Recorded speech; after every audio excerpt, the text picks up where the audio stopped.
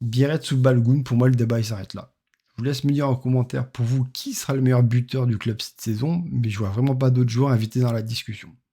Vous allez me dire avec Liouche, ouais, ok, il va aller chercher sa Coupe du Monde, il risque d'être ultra décisif, et mettre beaucoup de buts et de passes décisives, mais pour essayer d'être meilleur buteur, c'est quand même plus compliqué que les deux attaquants en étant un cran plus bas et sur un côté en plus. Minamino, Golovin, même Rogis est moins performant, donc plus de doutes. Iliekina et Brunner, ils ont un temps de jeu qui sera famélique, donc je les vois vraiment pas aller chercher une place de meilleur buteur. Resterait Fati, à la rigueur, qui peut être une bonne surprise, hein. Après, personnellement, je pense qu'il n'est pas adapté à la Ligue 1 et que ça va être très compliqué pour lui d'arriver à s'en sortir et être décisif. Donc de là à être meilleur buteur, j'ai vraiment du mal à y croire. Donc pour moi, c'est vraiment soit Biretz, soit Balogun. Donc je vous laisse me dire en commentaire lequel sera du coup meilleur buteur, ou un autre joueur, hein, si vous le souhaitez, et dire combien de buts il va inscrire, toutes compétitions confondues. Euh, Personnellement, je vais partir sur l'américain.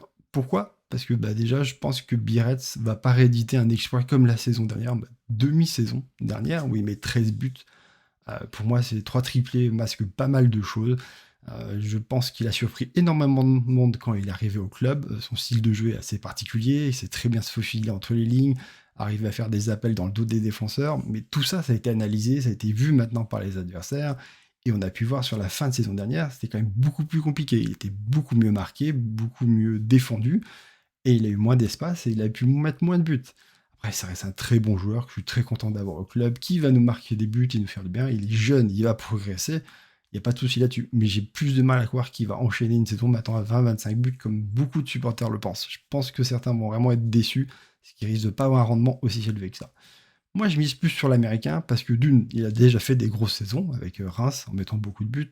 Je suis tout à fait d'accord, c'est pas du tout le même principe. Quand tu jouais avec Reims, tu jouais beaucoup plus bas et c'était beaucoup des contre-attaques et des longues courses qu'il devait faire. À Monaco, tu joues contre des bus la majorité du temps. Donc, c'est pas le même style de jeu.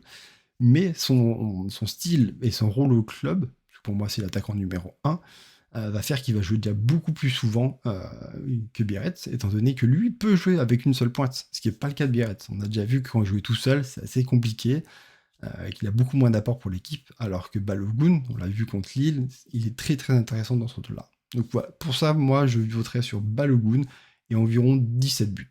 Euh, Pourquoi je ne vais pas beaucoup plus haut, à la vingtaine, etc.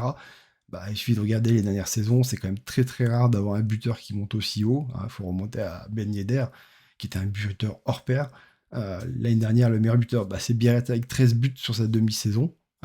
Faut dire que les autres ont été incapables de monter aussi haut, donc c'est pour ça que je ne monterai pas aussi haut que ça.